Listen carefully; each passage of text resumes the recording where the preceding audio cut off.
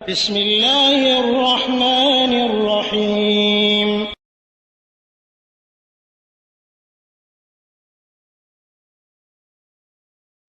بسم الله الرحمن الرحيم الحمد لله رب العالمين والصلاة والسلام على أشرف الأنبياء والمرسلين نبينا محمد وعلى آله وأصحابه أجمعين أما بعد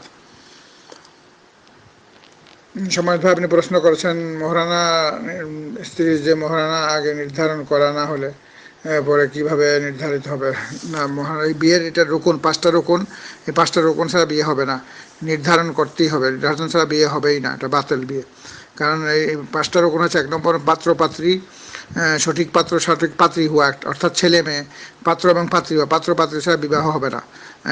দুইটা মহিলার সাথে বা দুইটা পুরুষের সাথে পরস্পর বিবাহ হবে না, এবং এই মহিলা যদি কাফের হয় আর আরেকটা মুসলমান হয় তাহলে বিবাহ হবে না। তাহলে সঠিক পাত্র পাত্রী লাগবে, এটা প্রথম রুকুন। মেয়ে মেয়ের সাথে বিবাহ হবে না, ছেলে ছেলের সাথেও বিবাহ হবে না। আর ছেলে কাফের, মুসলমান মেয়ে মুসলমান, এইভাবে বিবাহ, দুজন মুসলমান হতে হবে, আর সঠিক পাত্র পাত্রী হতে হবে। ছেলে যদি পঞ্চম বিয়ে করে তাহলে এটা হবে না, প্রথম দ্বিতীয় তৃতীয় চতুর্থ বিয়ে যদি করে তাহলে হবে। আর মেয়ে যদি সে আরেকজনের স্ত্রী হয় তাহলে বিবাহ হবে না।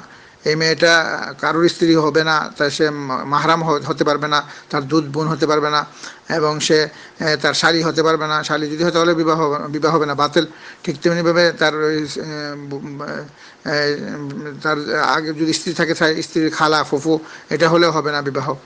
তো এইগুলা, এই রুকুনটা প্রথম রুকুন, এটা খেয়াল করতে হবে। দ্বিতীয় রুকুন হচ্ছে ওলি থাকতে হবে, মেয়ের ওলি, অভিভাবক যে বিয়ে দিবে, এটা 2 নম্বর রুকুন। 3 নম্বর রুকুন হচ্ছে ইজাব কবুল, ইজাব কবুল করবে। 4 নম্বর রুকুন হচ্ছে মোহর নির্ধারণ করা। বাকিতে দেখ কোনো অসুবিধা, কিন্তু মোহর অবশ্যই নির্ধারণ করতে হবে, যে এটা 5 টাকা হোক আর 5 লক্ষ টাকা হোক, যে কোনো একটা মোহর নির্ধারণ করতে হবে। তারপরে 5 নম্বর হচ্ছে 2জন সাক্ষী থাকবে। এই বিবাহ সম্পন্ন সাথে 2জন সাক্ষী, যারা সাক্ষী দিবে এই ঘরে বিবাহ কার্যক্রমের ব্যাপারে সাক্ষী দিবে 2জন। এই 5টা রকম ছাড়া বিবাহ হবে না। আর এই যে মোহরটা হচ্ছে স্ত্রীর হক, এই হকটা আদায় করতে হবে অবশ্যই, না করলে গুনাহ হবে, কবিরা গুনাহ। এটা আল্লাহ তাআলা সরাসরি আদেশ করেছেন সূরা নিসার 4 নম্বর আয়াত, আউযু বিল্লাহি মিনাশ শাইতানির রাজীম, ওয়া আতুন নিসা সাদুকাতিহিন্না নাহলা فإن طبن لكم عن شيء منه نفسا فكلوه هنيئا مريئا।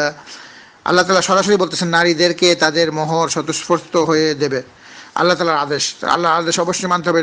অতঃপর তারা যদি সন্তোষের সঙ্গে তাতে খেয়ে তোমাদের জন্য কিছু ছেড়ে দেয়, তবে তা তৃপ্তির সঙ্গে ভোগ করো। এখানে আল্লাহ তাআলা সহজ করে দিচ্ছেন যে নারীদেরকে ইখলাসের সাথে তাদের যে মোহর ফেরত দিতে হবে, দিয়ে দিতে হবে। সেখান থেকে যদি তারা ইচ্ছাকৃতভাবে কিছু ছাড় দেয়, কিছু মাফ করে দেয়, তাহলে সেটা গ্রহণ করা যাবে, তাতে কোনো অসুবিধা নেই। আল্লাহ রাব্বুল আলামিন আমাদের সবাইকে দ্বীন ইসলামের সকল বিধান পরিপূর্ণভাবে মানার তৌফিক দান করুক, এবং কারোর হক যেন আমরা আত্মসাৎ না করি, কিন্তু এটা হারাম। প্রত্যেকের হক আদায় করাটা এটা ফরজে আইন। সাল্লাল্লাহু আলা নবিয়িনা মুহাম্মদ ওয়া আলা আলিহি ওয়া আসহাবিহি আজমাইন বিরহমাতিকা ইয়া আরহামার রাহিমিন।